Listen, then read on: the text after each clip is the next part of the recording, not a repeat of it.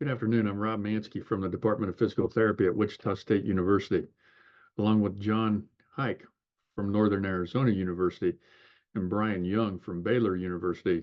We would like to discuss our article that was recently published, Diagnosis of Deep Vein Thrombosis in Outpatients with Musculoskeletal Disorders, a survey of the Orthopaedic and Sports Academies of the American Physical Therapy Association. Introduction.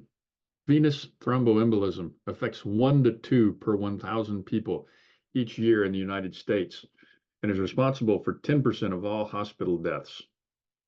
Three most common consequences of DVTs include recurrent non-fatal VTE, post-thrombotic syndrome, and of course, a fatal pulmonary embolism. If non-fatal, those that progress usually have long-term consequences or recurrent VTE for up to 1 to 10 years following the initial incident. As physical therapists, we routinely examine patients with musculoskeletal disorders that may have potential serious disorders such as a DVT. These patients may have had upper or lower extremity orthopedic surgeries or injuries. Riddle initially reported outpatient physical therapy risk for DVT could improve success using the Wells et al. CDR. The primary purpose of our study was to determine if there was a difference in physical therapist estimation of the probability of having a DVT in various patient vignettes as compared with the prediction by the 2-level modified Wells criteria for a deep vein thrombosis. The methods. We initially approved IRB approval from Baylor University. We sent a survey to all members of the American Academy of Orthopaedic Physical Therapists and the American Academy of Sports Physical Therapists. The survey was remained open for a total of 4 weeks. Survey was designed to examine the accuracy of a physical therapist estimation of the probability of a lower or upper extremity DVT based on outpatient vignettes that were similar to those in the classic study by Riddle et al.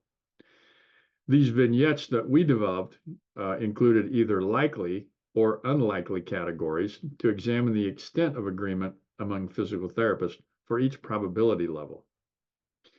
These vignettes were written by us, the researchers, who have all had orthopedic practice experience throughout our careers.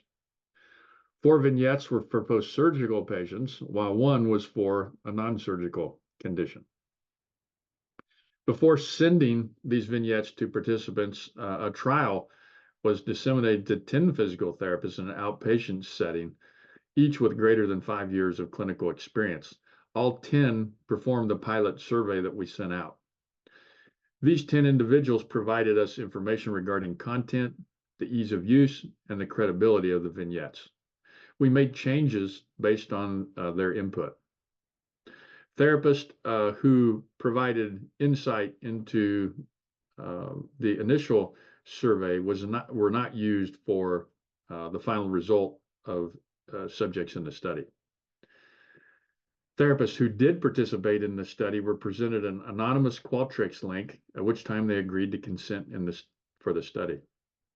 Descriptive statistics from Qualtrics were entered into SPSS. Frequency of responses were analyzed with chi-square analysis or Fisher's exact test output tables to assess responses for each vignette regarding the presence of a DVT and or the decision to refer.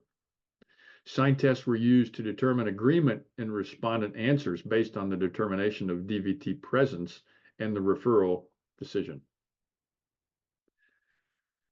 670 participants, or 2.5%, consented to the survey request out of a total of 24,028 members between the 2 academies. 75 respondents actually didn't finish the survey, while 43 reported not feeling competent in performing the screening. Following reducing those individuals, we resulted in a final number of 521 respondents who actually completed the entire survey. Respondents were unclear whether the presence of a DVT was likely or unlikely based in comparison with the modified Wells scores for almost all vignettes, or 4 out of the 5. Only 2 vignettes had a 95.9% correct answer as the DVT was actually unlikely.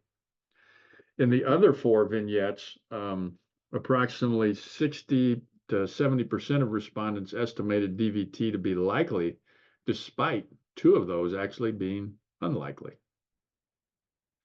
Across the vignettes, between 2.3 and 19.2% more respondents chose to refer when they determined if a DVT was likely.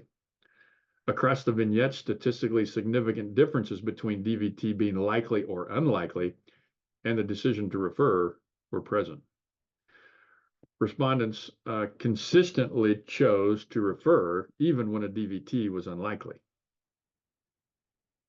In conclusion, venous thromboembolism are potentially fatal conditions seen by physical therapists.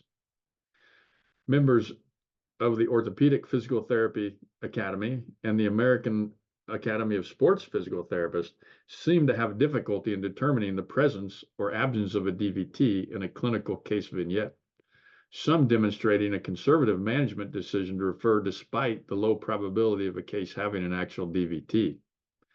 We feel that efforts to educate members must be considered to improve the understanding of DVT assessment. And perhaps members of the cardiovascular section could influence other academies in the APTA on assessment of DVTs. Thank you very much for your attention.